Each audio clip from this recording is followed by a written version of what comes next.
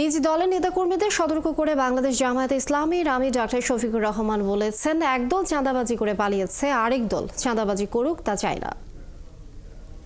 শুক্রবার সকালে যশোর কেন্দ্রীয় ঈদগাহে আয়োজিত দলের কর্মী সম্মেলনে তিনি এই মন্তব্য করেন। জামায়াত আমির বলেন, দেশে কি চাঁদাবাজির হাত বদল হয়েছে, এজন্য এত মানুষ শহীদ হননি মন্তব্য করে তিনি নেতাকর্মীদের ফুটপাত, হাট ঘাট, বালুমহাল, জলমহাল দখল ও চাঁদাবাজি না করার নির্দেশ দেন।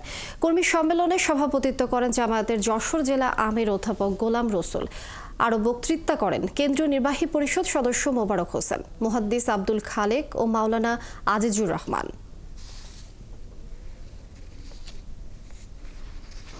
বাজারে এখন আগুন, মানুষের পেট পড়তে হয় এখন আগুন দিয়ে।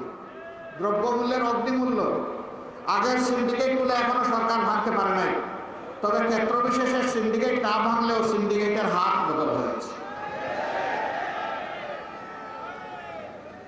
একজন চাঁদাবাজি করে পেট ভরে পালিয়ে গেছে, আর কেউ এসে আবার চাঁদাবাজিতে লেগে যাচ্ছে, সেটা কিন্তু আমরা চাই না। কিন্তু দেশ কি চাঁদাবাজ মুক্ত হয়েছে? দখলদার মুক্ত হয়েছে? হয় নাই।